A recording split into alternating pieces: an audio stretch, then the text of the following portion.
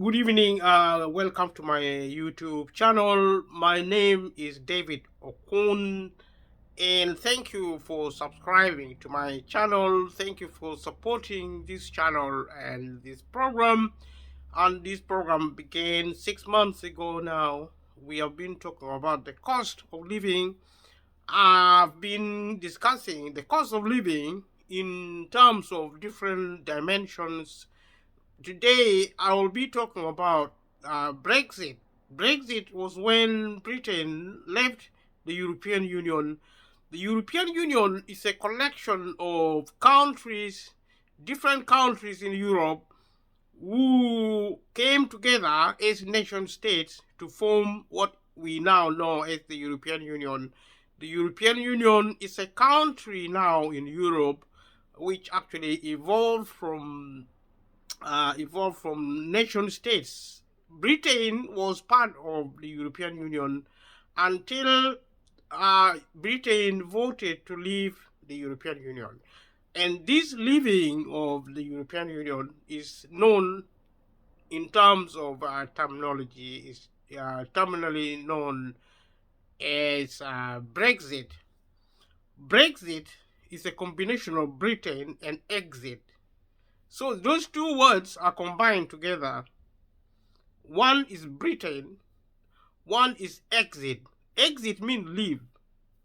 So the two words became together. It's now called Brexit. Britain left, exited the European Union. So the British people voted. It created a lot of political and economic problem. And my contention is that this problem happening with Brexit created the cost of living. And that's why I'm trying to discuss Brexit in this video. And I will look at material to guide us on trying to understand when Britain left Europe. And the reason I'm doing this exercise is so that people begin to have a clearer idea of what European Union and the cost of living being linked together means. And the logic, as I've been explaining throughout this video processes, is that when you have a problem, the best way to solve a problem is to understand the problem. And if you don't solve problem, you are going to remain in such a problem. The problem of the cost of living, the problem being created by different crises, and crises such as Brexit when it happened at that time. This kind of problem, if you watch the rest of my video, I've discussed Brexit. This is actually a continuation of the program. If you look at the crisis of Brexit, it creates significantly. It actually contributed significantly to create the cost of living in the UK and also across the globe. In everywhere you go across the world, in Europe, in the Middle East, in Africa, there is the cost of living as a problem. And this program, this channel is not about the cost of living, but I am discussing the cost of living because it is a major problem to many people, causing a lot of poverty. It's creating a lot of lack in terms of employment, in terms of other sources of income, small and medium businesses.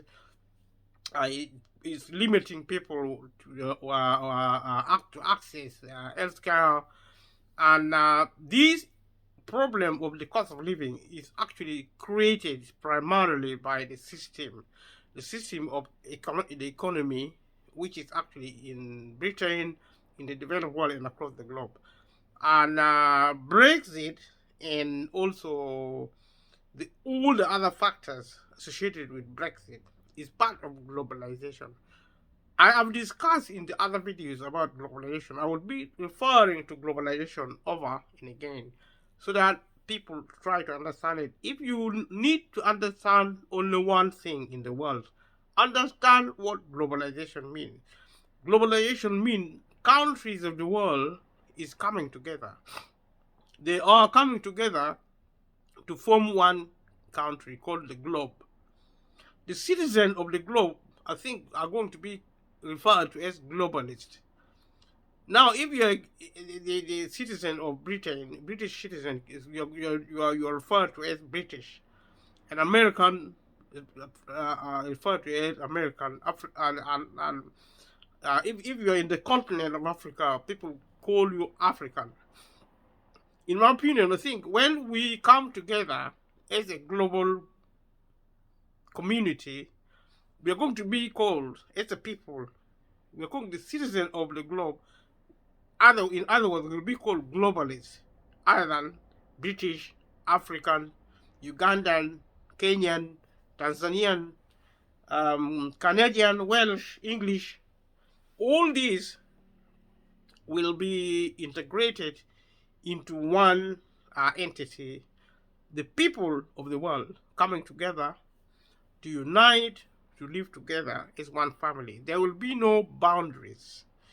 If you're going to Africa, you need a global citizenship passport. There's going to be one passport. There's going to be one currency, global currency in Africa, anywhere in Europe, in America, in China, in Russia, Ukraine. I don't know how people are going to fight.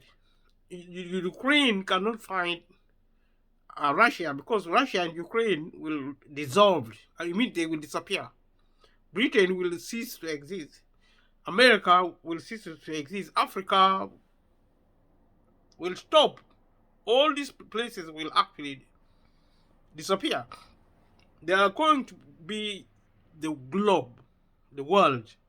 It's going to be one world, one country. If you are fighting, you're going to not fight as different countries. You're going to fight in a different way for different reasons. Maybe like people fight in pubs, in bars, on the street. But people like fighting, I know that. But when the war such as happening now in Ukraine will no longer exist because we will be doing the same thing. We'll be learning probably English. Everybody will be speaking English. And maybe the English will also be learning African languages. Africans are now learning English. Chinese are learning English. The French, the Europeans are learning English. Americans speak English. The Canadians speak English. So maybe the English people will be learning Scottish language. I don't know what language Scottish speak. I think it's Scottish and Welsh and Northern Ireland and Irish people have lost their indigenous language because these people are not English. The Irish, including Northern Ireland, Welsh, and Scottish are actually not English. But they all speak English. I am not English, but I speak English. I learn English from Africa. All the Africans are learning English. The Arabs, the Middle East are learning English. So my suspicion is that the global system, the new global system, will consist of people speaking English.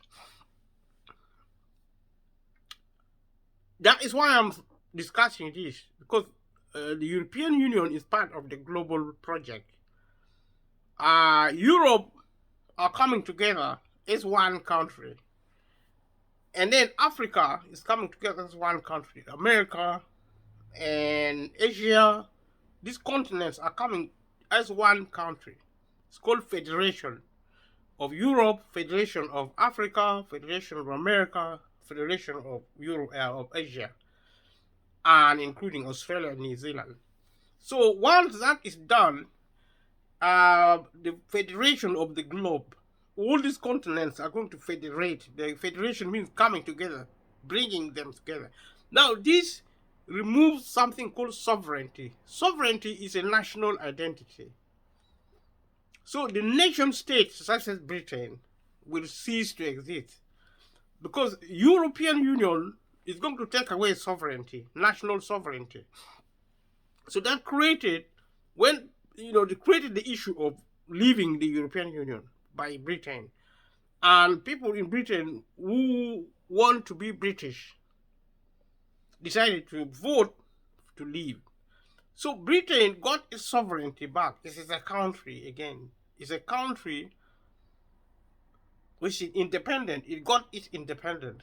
But if Britain goes back to the European Union, it's not going to be a country anymore. The process of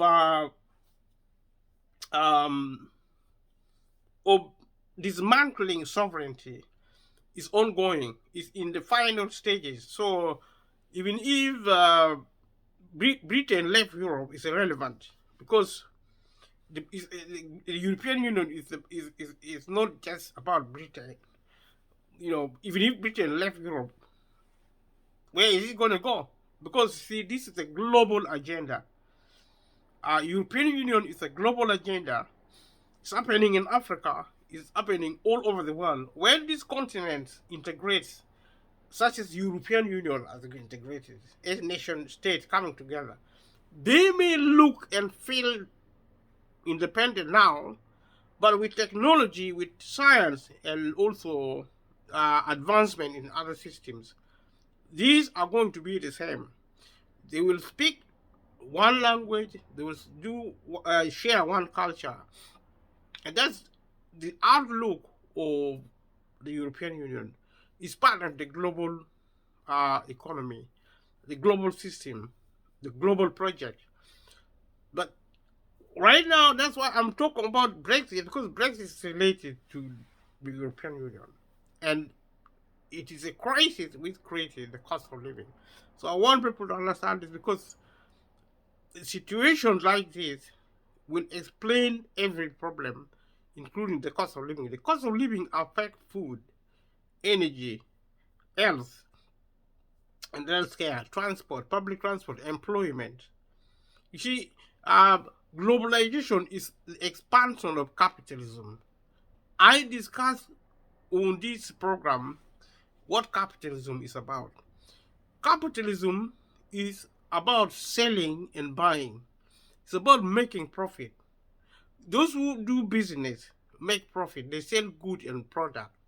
Those who have money will buy good and services. If you don't have good and services, you get nothing. That's what capitalism means. Now, the government running the country realize that not everybody has money. Some people are rich, others are poor.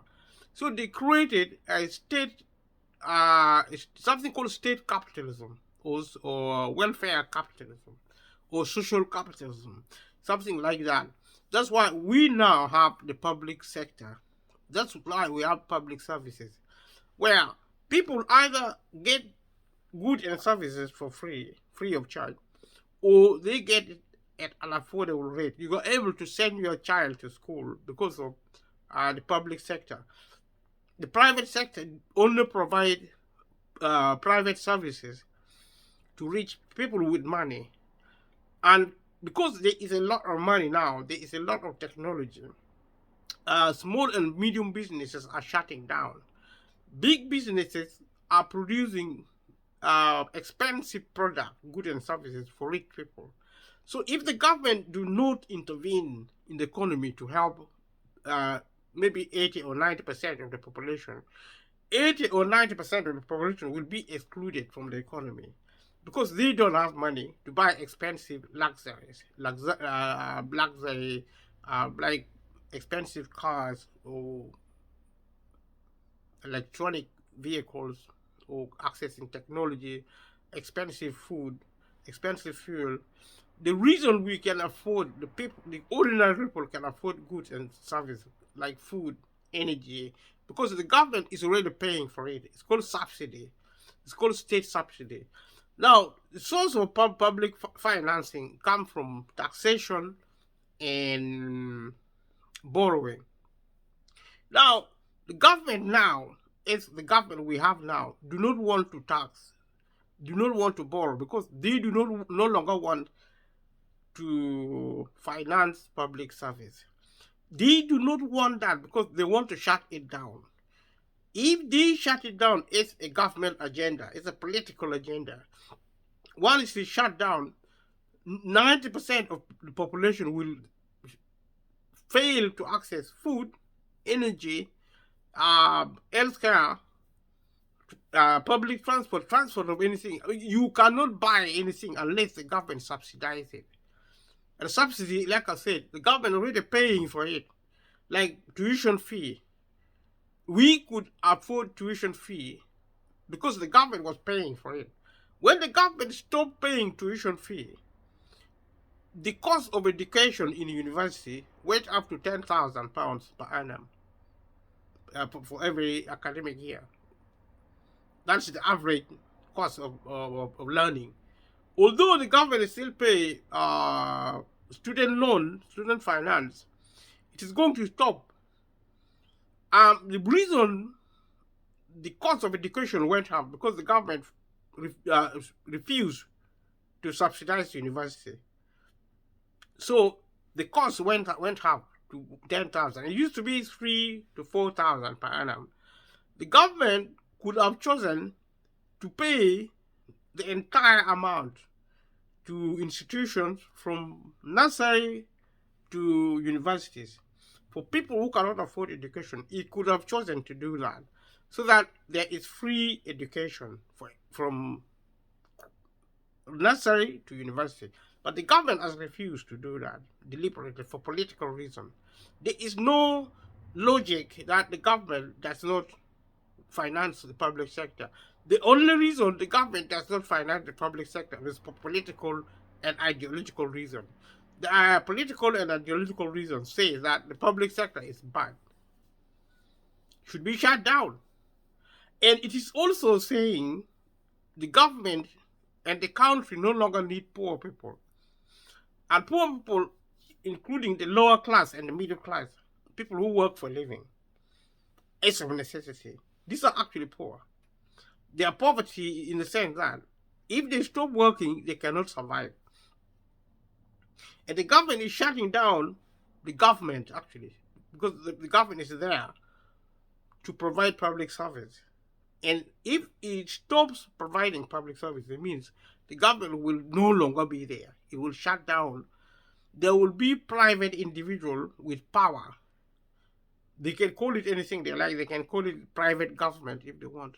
Now we have public government, as we understand the public sector. That will close down because there will be no taxation. There will be no borrowing. And right now, there is borrowing only left for private companies. Private companies finance their businesses by borrowing. They call it in different ways. They call it in different ways, like maybe derivatives. I mean, if you know anything about financing, corporate finance, then you understand what I'm saying. But they get all their revenues by borrowing. So if they're allowed to borrow and the public sector is not allowed to borrow, then it's a deliberate policy based on politics and ideology. That's why there is a cost of living. The cost of living means the government refused to intervene to help those who need help. As simple as that.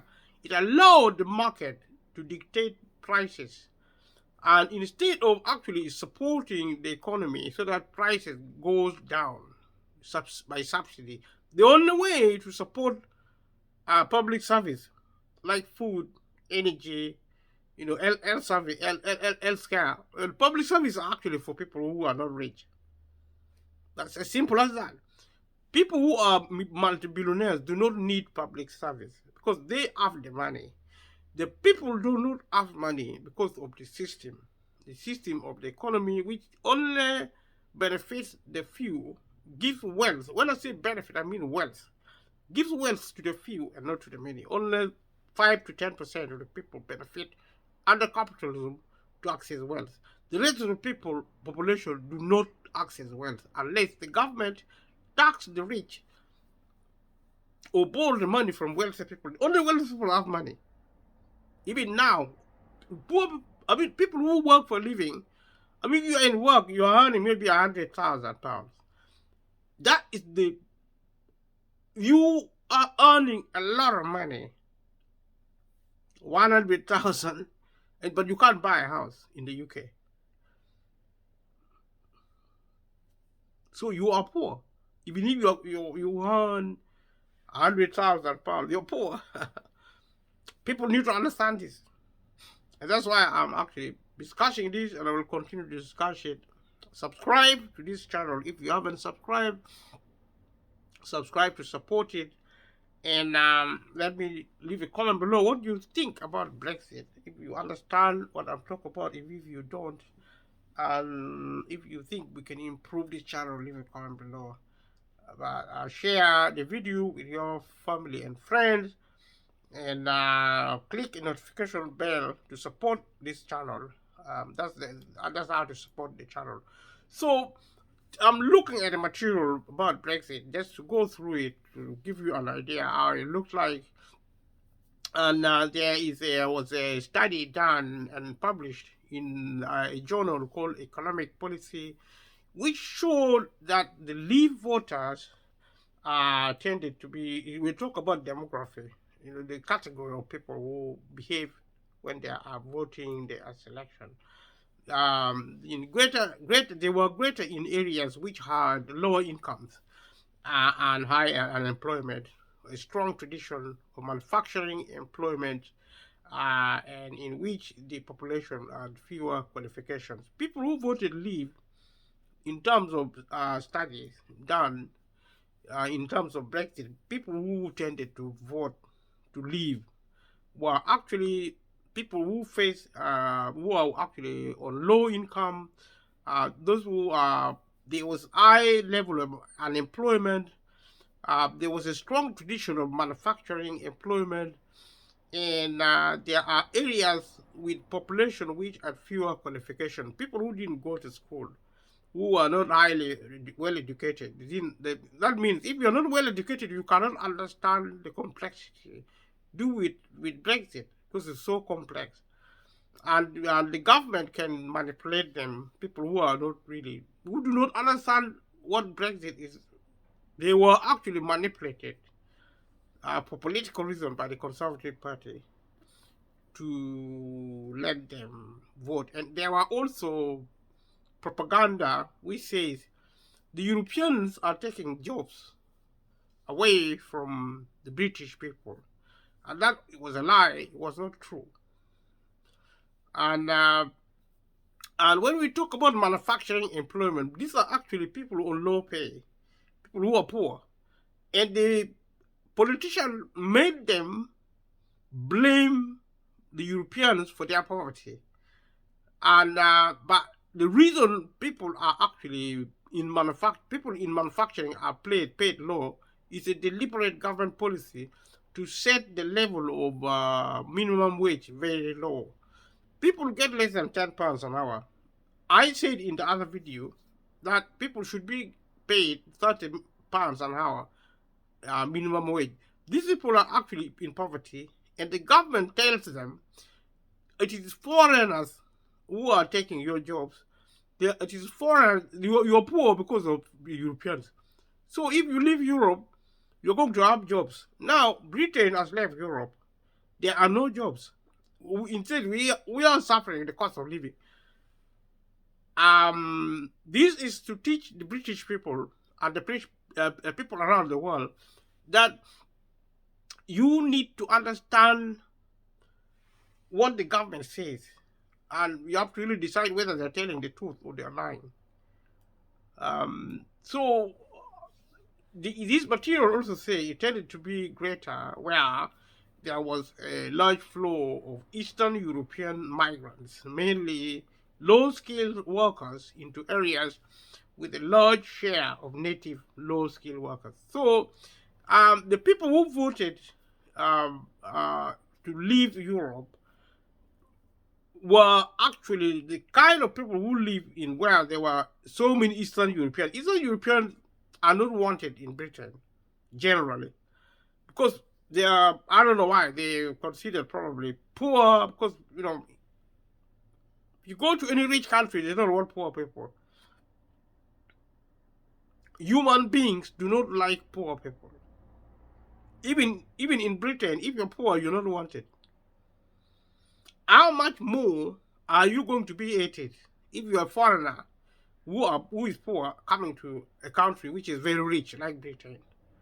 You are going to be rejected. So the Eastern Europeans are regarded in Eastern Europe is poorer than Western Europe. That is the problem. So a lot of them who came here were mainly low-skilled workers who are actually even poorer, and they were actually coming into areas with large share of native low-skilled workers. So the people, the native, the British people in these areas where Eastern European, who were themselves poor, were coming in poor areas. They were allocated in poor areas, and they blame the East Europeans for taking their job. They are not. They are the. See, every time the government create a problem like unemployment, low skill jobs, and low pay, they blame something else. Or they blame somebody else. This is politics, bad politics, being played by politicians in Britain, by politicians around the world. They are the same because it's the same system. It's called globalization. Because it's being harmonized. Corruption is being harmonized. This is corruption. Politics is becoming corrupt. It's lack of education. Politicians are poorly educated because they are becoming corrupt. See, for politicians to be honest, to be doing the right thing, they have to be re-educated. How to do that? Leave a comment below. How should we teach politicians in society to know what they are doing? Because we need governments which promote peace. We do not want government which actually create conflicts deliberately for political reasons. The Conservative Party use racism to create conflict. They use antagonism based on false information. They are more corrupt than more political communities. I'm sorry if you're watching this video and you're a conservative voter. Go and teach your MP how to be more civil, because especially the right-wing politicians from the conservative and maybe from other political parties, maybe the Labour Party, the right wing, are more extremists, and they behave like savages. I've mentioned this in the other videos, and the way they behave is really crude. They are quite backward, and they are very uncivilized. It doesn't matter how educated. Most of them are highly educated. They went to good schools, Oxford, Cambridge, Eton. They went to the best schools, and yet they come out poorly educated in terms of human relations, in terms of justice, in terms of fairness. They actually operate on chaos, and they are educated in promoting violence. Because if you falsely accuse foreigners for creating problem, and it is not true, because the problem is created by the government, the political reason, as I explained previously, it has nothing to do with foreigners who come into UK, whether they are rich or poor.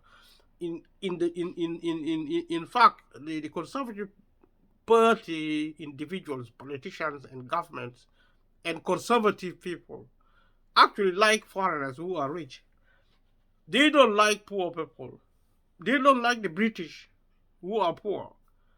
And if this behavior continues, the government continues to behave to not like poor people, then what is going to happen is that they will start deporting poor people who are citizens, British citizens, born and bred. The English people, the Scottish, Welsh, will be exported to other countries like in Africa. And Africans who are rich will be imported, will be brought in to live with fellow rich people. And this is actually a form of insanity. And I will be mentioning this, I will be making these comments. And I can see that my memory data is going out. I'm going to stop this video here. And I'm going to see you in the next one. Please subscribe to this channel to support it, and share with your family and friends to support it, and leave a comment below. Let me know your views, and see you in the next video. Thank you. Bye bye.